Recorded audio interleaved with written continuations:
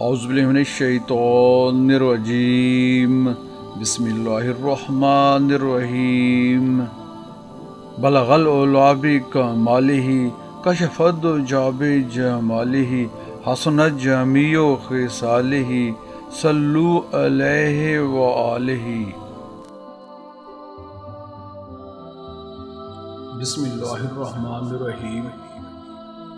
حضرت شیخ ابو نجیب سہروردی رحمۃ اللہ علیہ نے خادم کو طلب کیا اور حضرت معین الدین رحمۃ اللہ علیہ کی رہائش کے انتظام کا حکم دیا۔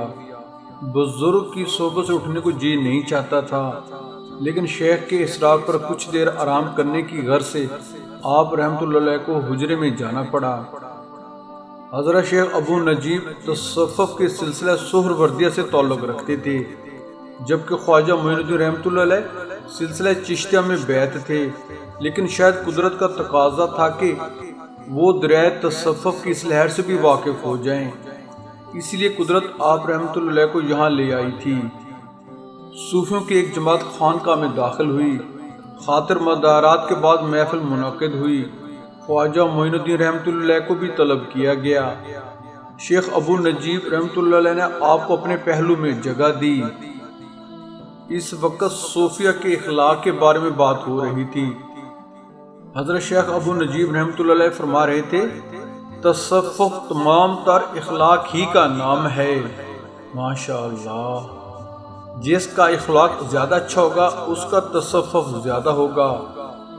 اس کے بعد فرمایا، صوفیوں کے اخلاق میں حلم، تواضع، نصیحت، شفقت، برداشت، موافقت، احسان، مدارات، ایثار، خدمت، الفت، بشاشت، فتوت، کرم، بذل جا، مروت، تلطف، طلاقت، سکون و وقار، اور جو اس کے ساتھ زیادتی کرے اس کے لیے دعا کرنا، جو ان کی تعریف کرے ان کے ساتھ حسن ظن رکھنا، اپنے نفس کو چھوٹا سمجھنا، بھائیوں کی توقیر کرنا، مشائخ کی تعظیم کرنا، چھوٹوں بڑوں پر ترحم کرنا، جو کچھ کسی کو دے اگرچہ بہت ہو اس کو کم سمجھنا، اور جو کچھ کسی سے لے اگرچہ وہ کم ہو اس کو زیادہ جاننا، یہ سب باتیں داخل ہیں۔ شیخ ابو نجیب رحمۃ اللہ علیہ کے دہن مبارک سے پھول جھڑ رہے تھے۔ محفل میں ہر شخص اپنی ذات کے احتساب کر رہا تھا کہ اس کے اندر ان میں سے کتنے اوصاف ہیں۔ خواجہ معین الدین رحمۃ اللہ علیہ متبسم تھے کہ تربیت کے اس گوشے کی تکمیل کے لیے انہیں یہاں بھیجا گیا ہے۔ ان پر یہ عقدہ جلد ہی کھل گیا کہ یہ خانقاہ تربیت کے کسی ایک پہلو تک ہی محدود نہیں ہے۔ حضرت شیخ ابو نجیب رحمۃ اللہ علیہ کی محفل میں علماء، ہدایت کے طالب، بزرگ اور علم دین کے متلاشی ہر وقت حاضر رہتے تھے۔ کبھی فقر و غنا پر گفتگو ہوتی، کبھی سخاوت و عطا کا تذکرہ چھڑ جاتا، کبھی تصوف کے طبقات کے بارے میں گفتگو ہوتی۔ خواجہ معین الدین رحمۃ اللہ علیہ ان نورانی محفلوں کی جان بنے ہوئے تھے، ایک ایک حرف کو اپنے سینے میں اتار رہے تھے۔ خواجہ معین الدین رحمۃ اللہ علیہ خانقاہ سہروردیہ کی ان محفلوں تک محدود نہیں تھے، کبھی جامع مسجد میں جا نکلتے، کبھی مزاروں کی زیارت کرتے، کبھی دریا کی سیر کو نکل جاتے۔ درویشوں کی کمی نہیں تھی، نصیحت کے پھول جہاں ملتے چن لیتے۔ ایک روز خانقاہ سہروردیہ میں انسانی اعضاء کے ادب کے بارے میں گفتگو ہو رہی تھی۔ حضرت شیخ ابو نجیب رحمۃ اللہ علیہ آنکھوں، قلب، زبان اور دیگر اعضاء کے آداب کے بارے میں رطب اللسان تھے۔ قلب کے آداب میں سے ایک یہ بھی ہے کہ وہ اللہ تعالیٰ اور تمام مسلمانوں کے ساتھ حسن ظن رکھے۔ ہاتھ کا ادب یہ ہے کہ بذل و احسان اور بھائیوں کی خدمت کرے اور اپنے ہاتھوں سے معیشت کا کوئی کام نہ کرے۔ آنکھ کا ادب یہ ہے کہ حرام چیزوں کو، لوگوں اور اپنے بھائیوں کے عیوب و منکرات و محرمات دیکھنے سے آنکھ بند کرے۔ ماحول پر اسرار خاموشی کی گرفت میں تھا۔ حضرت معین الدین رحمۃ اللہ علیہ بھی گہری سوچ میں ڈوبے ہوئے تھے۔ اچانک ان کے دل میں یہ خیال ابھرا کہ اب یہاں سے رخصتی کا وقت آ گیا ہے۔ اسی خیال نے حضرت شیخ ابو نجیب رحمۃ اللہ علیہ کے دروازے دل پر بھی دستک دی تھی۔ آپ رحمۃ اللہ علیہ نے حاضرین کو جانے کا اشارہ کیا اور لوگ ایک ایک کر کے اٹھ گئے۔ حضرت خواجہ معین الدین رحمۃ اللہ علیہ بھی اپنی جگہ سے اٹھے۔ حضرت شیخ نے چشم ابرو سے انہیں بیٹھنے کا اشارہ کیا۔ تمام لوگ اٹھ کر جا چکے تھے۔ خانقاہ میں پر اسرار خاموشی پہرا دے رہی تھی۔ دو ہستیاں موجود تھیں اور دونوں خاموش تھیں۔ آخر شیخ ابو نجیب رحمۃ اللہ علیہ نے اس خاموشی کو توڑا۔ معین الدین، ہم نے اپنا حق ادا کر دیا ہے، تمہیں ابھی بہت کچھ حاصل کرنا ہے۔ حضرت خواجہ سنجری رحمۃ اللہ علیہ کو اپنے کشف کی صداقت پر یقین آ گیا تھا۔ وہ سمجھ گئے تھے کہ رخصت کا وقت قریب ہے، اس لیے حضرت شیخ رحمۃ اللہ علیہ یہ کہہ رہے ہیں کہ ہم نے اپنا حق ادا کر دیا۔ یا شیخ، آپ رحمۃ اللہ علیہ کی دعا کی برکت سے میں نے بہت کچھ حاصل کیا ہے، میں کس زبان سے آپ رحمۃ اللہ علیہ کا شکریہ ادا کروں؟ حضرت شیخ ابو نجیب رحمۃ اللہ علیہ نے محبت سے آپ رحمۃ اللہ علیہ کی پشت پر ہاتھ پھیرا اور دعائے خیر کی۔ عجب سما تھا، دونوں کی آنکھیں آنسوں سے لبریز تھیں۔ سورج کی تمازت میں لہجہ بہ لہجہ اضافہ ہوتا جا رہا تھا۔ خواجہ معین الدین رحمۃ اللہ علیہ نے کندھے پر پڑے ہوئے بڑے رومال کو سر پر لپیٹ لیا تھا، لبوں پر ذکر جاری تھا اور قدم تیزی سے کسی نامعلوم منزل کی طرف اٹھ رہے تھے۔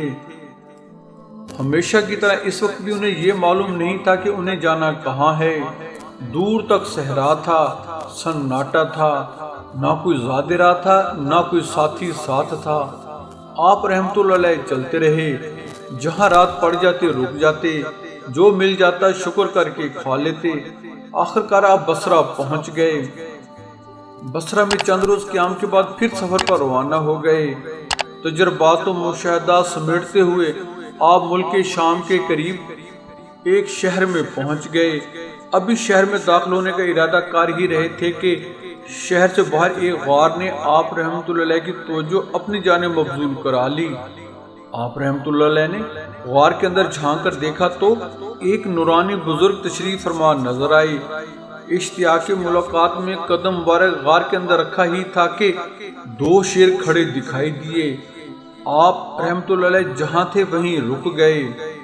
اندر آ جاؤ، ڈرو مت، بزرگ کی آواز گونجی۔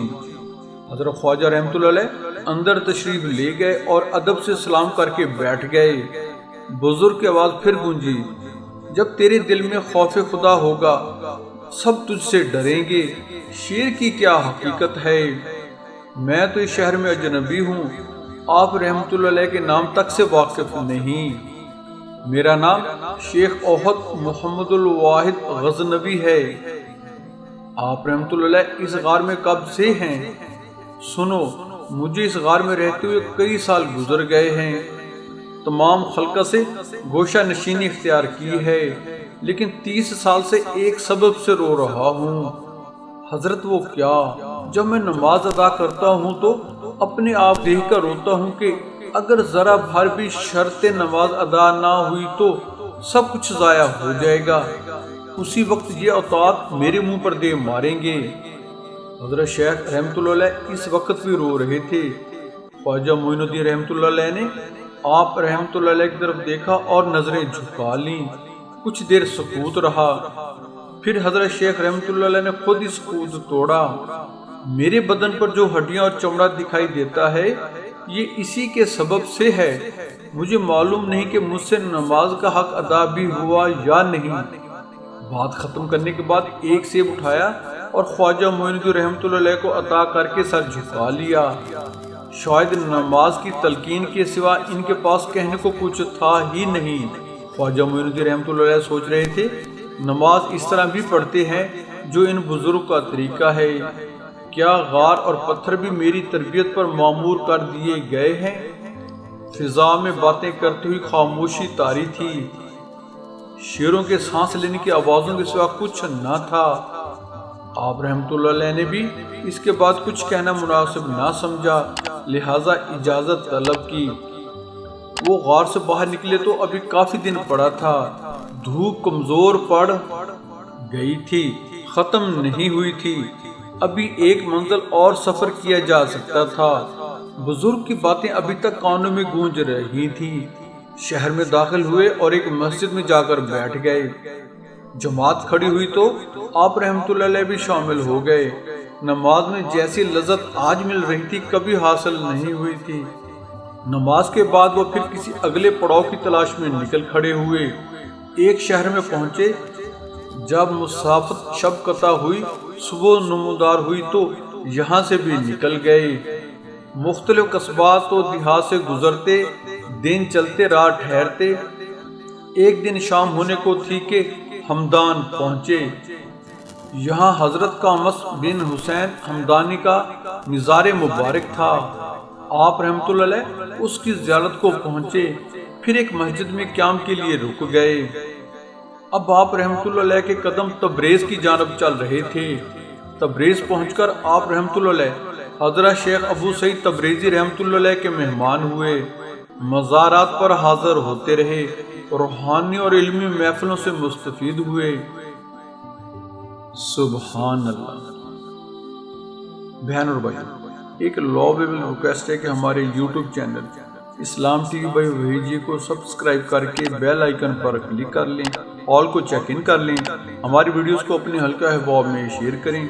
دعاؤں کی درخواست ہے، اللہ تعالی ہمیں ایک دوسرے کا خیر خواہ بنائے۔ آمین۔ جزاک اللہ۔